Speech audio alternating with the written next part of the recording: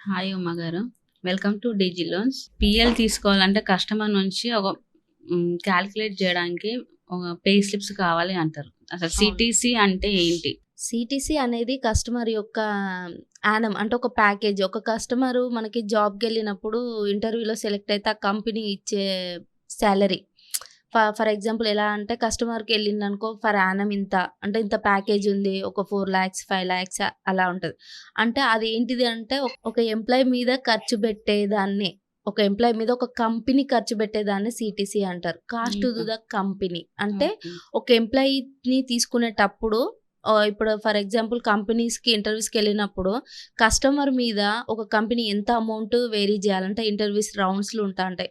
1, 2, 3 rounds, 4 rounds అలా ఉంటాయి. ఆ రౌండ్స్‌ని బేసిక్ చేసుకొని ఆ కస్టమర్‌కి మనం అంటే ఆ ఎంప్లాయీకి మనం ఎంత ఇవ్వగలగాలి సాలరీ అనేది డిజైన్ చేస్తారు. దాన్ని ఓకే. సిటీసీ అంటారండి. ఇది ఎలా క్యాలిక్యులేట్ చేస్తారు సాలరీని? సాలరీస్ అనేది కస్టమర్‌కి ఫర్ ఎగ్జాంపుల్ ఒక 4,00,000 ఉంది అనుకో. ఆ 4,00,000 అనేది కస్టమర్‌ని ఒక ఫిక్స్డ్ డిపాజిట్‌గా చేస్తారనమాట. ఓకే. ఫిక్స్డ్ డిపాజిట్‌గా చేసి దాంట్లో ఆహ్, ఇంకా వేరబుల్ అంటే మొత్తం అమౌంట్ కస్టమర్‌కయితే ఇవ్వరు. పే స్లిప్‌లో డిజైన్ జేయరు. ఒక 3,00,000 ఫిక్స్డ్‌గా జేసి ఒక 1,00,000 ఒక 1,00,000, 1,20,000 వరకు వేరబుల్ ఫిక్స్డ్‌గా పెడతారనమాట. ఎందుకు అది పెడతారు అనంటే కస్టమర్‌కి ఇదెందు అంటే టార్గెట్స్ ఉంటాయి. అవి అచీవ్స్ అయినప్పుడు మాత్రమే స్పెషల్ అలవెన్సెస్ ఇంకేంటిది బేసిక్ అలవెన్సెస్ అని అందులో అమౌంట్ యాడ్ చేసుకుంటా కస్టమర్‌కి ఇస్తారు. ఓకే. అందులో వేరియేషన్ ఏమైనా ఉంటాయా? వేరియేషన్ కంపల్సరీ ఉంటాయండి. ఎందుకు అనంటే కస్టమర్‌కి అందులో basics, HRs, LTA, convenience, travels, ఇంకా మెడికల్ ఎమర్జెన్సీ, ఇంకా చిల్డ్రన్స్ అలా అంటే మనకి పే స్లిప్‌లో 2 టైప్స్ ఉంటాయన్నమాట. పే స్లిప్ ఎందుకు డిజైన్ చేస్తారు అనంటే కస్టమర్ యొక్క జీతాన్ని ఇప్పుడు అర్థమయ్యే విధంగా కస్టమర్‌కి అంటే ఎంప్లాయీస్‌కి చెప్పాలి అనంటే ఆ విధంగా పే స్లిప్ త్రూయే కదా చెప్పాల్సింది.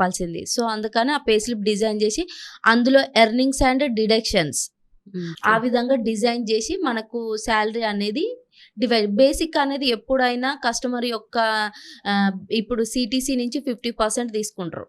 ఫర్ ఎగ్జాంపుల్ కస్టమర్‌ది ఒక 4,00,000, 4,20,000 అయిందనుకో అందులో 50% తీసుకుంటే మనకి 2,500 వస్తది. So, okay. అలా తీసేసుకుంటారు. సి అంటే వాళ్ళ కంపెనీ బేస్‌ని జేసుకొని కస్టమర్ సాలరీ అనేది డిజైన్ జేయడం జరుగుతది. సిటీసీ పే స్లిప్స్ ఎలా వస్తున్నాయి అసలు? అంటే అంటే సాలరీ ఇప్పుడు కస్టమర్ ఎళ్తారనుకో, ఇప్పుడు ఫర్ ఎగ్జాంపుల్ బ్యాంక్‌కెళ్ళి నాకిట్లా లోన్ కావాలి అనంటే మనం బేసిక్‌గా జూశేది పే స్లిప్సే. అంటే ఆయన కట్టగలుగుతాడా లేదా? ఓకే. అంటే పే స్లిప్‌లో కొన్ని బ్యాంక్స్ అయితే డిడక్షన్స్ లేకపోయినా మనము లోన్ ఇవ్వడం జరగదనమాట. ఎందుకు అనంటే అందులో ప్రొఫెషనల్ టాక్స్ కట్ అవ్వదు. అందులో ఆహ్, ఏముంటాయి ఆ! అసలు? ఏముంటాయి అనంటే బేసిక్స్ ఉంటాయి. బేసిక్స్, హెచ్ఆర్ అంటే రెంట్ అలవెన్సెస్. అంటే ఒక కస్టమర్ బతకడం కోసం కంపెనీ వాళ్ళు కొంచెం కొంచెం అమౌంట్ డిజైన్ జేయడం జరుగుతది. అందులో మెడికల్ ఇంకా కొంతమందయితే ట్రావెల్ ఫీల్డ్‌లో ఉంటారు. వాళ్ళకి ట్రావెల్ ఖర్చు గూడా.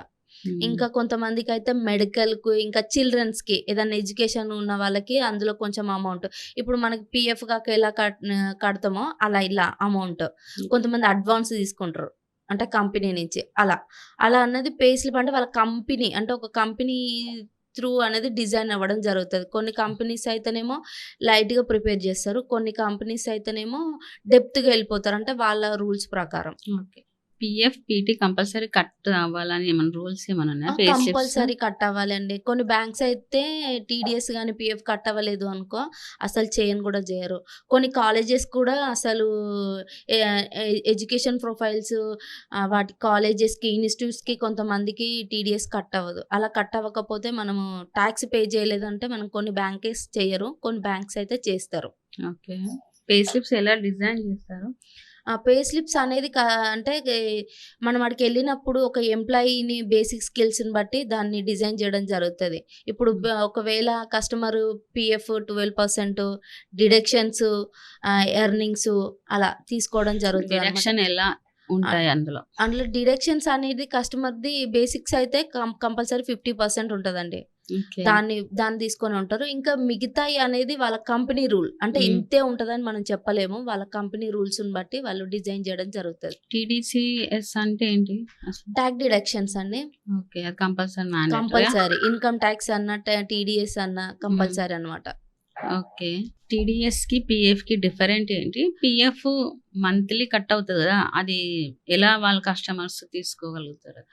అంటే టాక్స్ డిడక్షన్స్ అనేది సాలరీని బేస్ చేసుకొని కట్ అయితదండి. ఇప్పుడు 50,000 అబోవ్ ఉన్న సాలరీస్ ఉన్న వాళ్ళకి అయితే కంపల్సరీ టీడీఎస్ అనేది కంపల్సరీ కట్ అయితా ఉంటది. హుహు. వాళ్ళకి కంపెనీ నుంచి ఫార్మ్ 16 అనేది ప్రొవైడ్ చేయడం జరుగుతది. హుహు. పీఎఫ్ అనేది కూడా కస్టమర్ సాలరీ బేస్ చేసుకొని కట్ అయితది. ఆ 50,000 సాలరీ ఉన్న వాళ్ళంటే ఒక 15,000 సాలరీ ఉన్న వాళ్ళకి అయితేనేమో ప్రొఫెషనల్ ట్యాక్స్ ఒక 200 అట్లా కట్ అయితా ఉంటది. ఇంకా వాళ్ళ సాలరీ 50 కంటే అబోవ్ ఉంది అనంటే వాళ్ళ సాలరీ అనేది కంపెనీ నుంచి కట్ కంపెనీ నుంచి ఎంత పర్సెంటేజ్ అనేది వాళ్ళ డిజైన్ చేసుకుంటారు. ఓకే. సో, అంటే అలా సాలరీ నుంచి కట్ కాకుండా ఆ! కంపెనీ తీసుకుంటుంది. కంపెనీ నుంచి కొంచెం పీఎఫ్ ఎలాగో మనకి ప్రొఫెషనల్ షేర్స్ ఉంటాయి కాబట్టి దాని నుంచి కట్ అయితది. ఓకే. వేరియబుల్ టాక్స్ అంటే ఏంటి? కస్టమర్‌కి అది గూడా సాలరీతో పాటు పడుతుందా? లేకపోతే నార్మల్‌గా డిడక్ట్ జేస్తారా అది? అంటే కస్టమర్‌ది సీటీసీ డిజైన్ చేసేటప్పుడు వాళ్ళ కంపెనీ వాళ్ళు ఏమంటారు ఒక 80% అమౌంట్ ఫిక్స్‌డ్ చేస్తారు.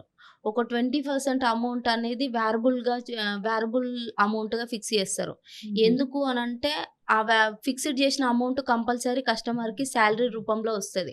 వేరబుల్ అమౌంట్ అనేది కస్టమర్ ఏదైనా టార్గెట్స్ అచీవ్ అయితే మాత్రమే వస్తది. ఓకే. అంటే కంపెనీ వాళ్ళు టార్గెట్స్ పెట్టి ఏదన్నా ప్రాజెక్ట్‌లు లీడింగ్ చేసినప్పుడు ఏదన్నా అంటే ప్రొఫెషనల్‌గా వాళ్ళు ఏదన్నా అచీవ్ అయినప్పుడు మాత్రమే మనకి వేరబుల్ అమౌంట్ అనేది కస్టమర్ దాంట్లో అదే special allowances, gift shift return allowances.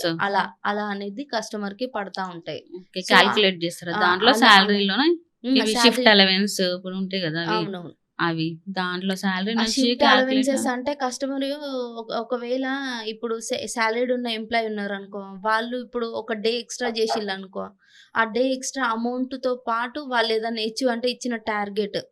ఇప్పుడు వాళ్ళకి ఈ ప్రాజెక్ట్ కంప్లీట్ అవ్వాలి. ఈ టార్గెట్ కంప్లీట్ అయితే మీకింత ఇన్సెంటివ్స్ మినిమమ్ ఇస్తారు. సాలరీ ఇంతొస్తది ఇంతుంటది. వాళ్ళకి. షిఫ్ట్ అలవెన్స్ అనేది ఆ! వాళ్ళలో యాడ్ అయితాయి. ఇప్పుడు మనం తీసుకునేటప్పుడు సాలరీ మినిమమ్ తీసుకుంటారా? లేకుంటే ఆ షిఫ్ట్ అలవెన్స్ కట్ చేసుకొని తీసుకుంటారా? ఇప్పుడు వాళ్ళకి బేసిక్ అయితే కంపల్సరీ సేమే ఉంటదండి. హ్మ్. సేమే ఉంటది కానీ, కాకపోతే తీసుకునే విధానంలో డిఫరెన్స్ ఉంటది. షిఫ్ట్ అలవెన్స్ అంటే కొంతమంది రావచ్చు, కొంతమంది ఎక్స్‌ట్రా రావచ్చు. అంటే వాళ్ళకి అమౌంట్ అనేది ఇంక్రీజ్ అవ్వచ్చు, డిక్రీజ్ అవ్వచ్చు. ఈ వేరియబుల్ అమౌంట్ అనేది ఏందంటే టార్గెట్ అచీవ్ అయితే మాత్రమే మనకిస్తారు. అది మెయిన్ నెట్ సాలరీనే ఆ! మనం కౌంట్ చేస్తాం. నెట్ సాలరీనే కాలిక్యులేట్ చేసుకుంటాం. దాంట్లో డిడక్షన్స్ ఉంటాయి, ఎర్నింగ్స్ ఉంటాయి. ఓకే. అందులో కొన్ని కంపెనీస్ ఇంకా చిల్డ్రన్ అంటే మా కంపెనీలో వర్క్ చేసే ప్రతి ఒక్క ఎంప్లాయీ హ్యాపీగా ఉండాలి.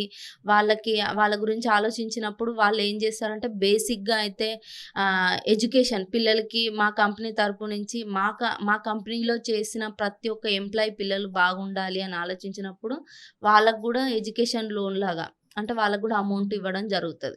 అంటే ఓకే. వీళ్ళ సీటీసీ నుంచే ప్రొవైడ్ చేయడం జరుగుతది. ఒక 50% సీటీసీ నుంచి తీసుకొని ఒక 30% కంపెనీ ప్రొవైడ్ చేస్తది. ఓకే. అంటే వాళ్ళ కంపెనీ రూల్స్ ప్రకారం పే స్లిప్స్ అనేది డిజైన్ అవ్వడం జరుగుతది. ఓకే. థాంక్ యూ ఉమా గారు. ఇప్పటి వరకు మా కోసం పే స్లిప్స్ అంటే ఏంటి? దాని బేసిక్ అవన్నీ డీటెయిల్స్ చెప్పారు మాకు.